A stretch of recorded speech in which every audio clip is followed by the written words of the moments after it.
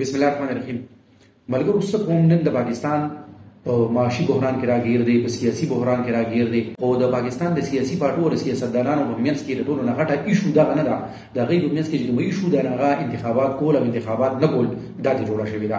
د عمران خان د طرف نه غټه مطالبه غوښتنه د انتخابات کول دي او پی ډي ایم مخامخ داسې ښکاري چې انتخابات کولو ته تیار نه دي.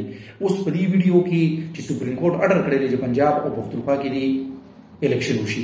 اوس که پنجاب او پښتونخوا کې د جنرال الیکشن نه مخکې الیکشن کیږي نو دا به دا به یو څو میاشتو لپاره وي، کنه د 5 کالو لپاره وي. او که الیکشن کمیشن یا پی ډي ایم حکومت دې ته تیار نشي چې الیکشن وکړي نو که نو ورځونه سیوا پیواړی نو بیا عین سوي. د نن دې ویډیو کې د دغه انتخاباتو او دې سره ریلیټډ چې کومې خبرې دي نه هغه پکې کوو. ګورئ، د پنجاب او پښتونخوا اسمبلی پی ډي آی ماتې کړې دي.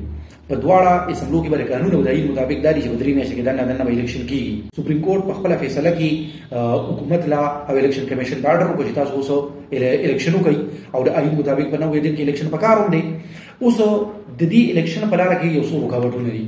لومبه رکاوټ خو دا دی چې عمران خان چې دا خبره نیولې ده د الیکشن دا د پی ډي ایم وایي چې الیکشن کوو خو د عمران خان په وینا باندې نه کوو. نو مطلب دا دی چې دا د پی ډي ایم او د پی ډي آی په منځ کې چې کوم نه د سیاسي مقابله ته جوړه شوې ده.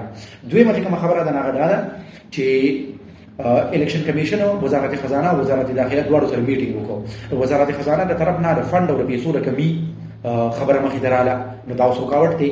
د وزارت داخله د طرف نه دا خبره مخې دراله چې مونږه سکیورټي تھریټس دي، طالبان بیا راغلي دي او مونږه دومره سکیورټي نشو ورکولی چې الیکشن کې هغه کار وکړي. دا پکې اوس مسله رااله.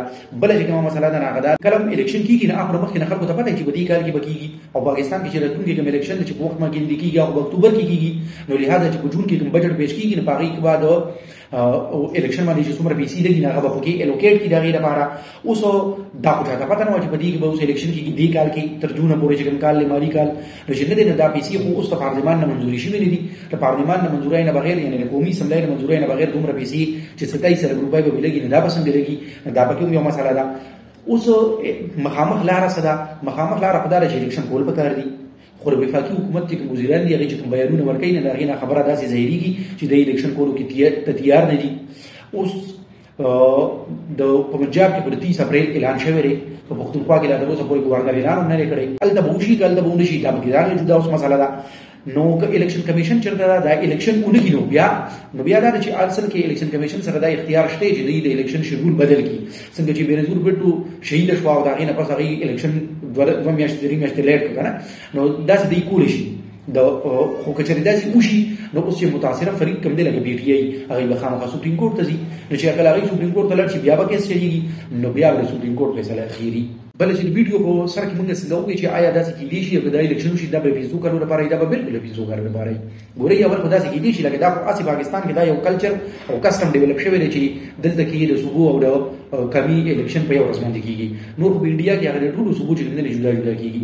که چېرې دا جدا وشي که نه دا د آئین خلاف ورزي نه ده. بله هغه خبره ده چې دا به یو څو میاشتو لپاره نه وي، دا به پوره 5 کالو لپاره وي.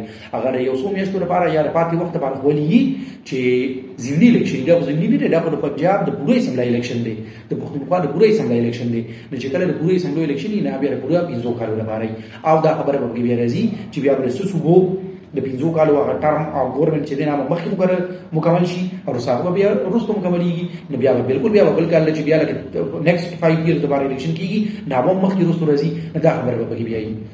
امید دی چې د ویډیو نه د الیکشن باره کې یو څو خبرې ستاسو ذهن کې سوي او کلیر شوي. بله ویډیو کې به بلې موضوع سره راشو. الله پاک.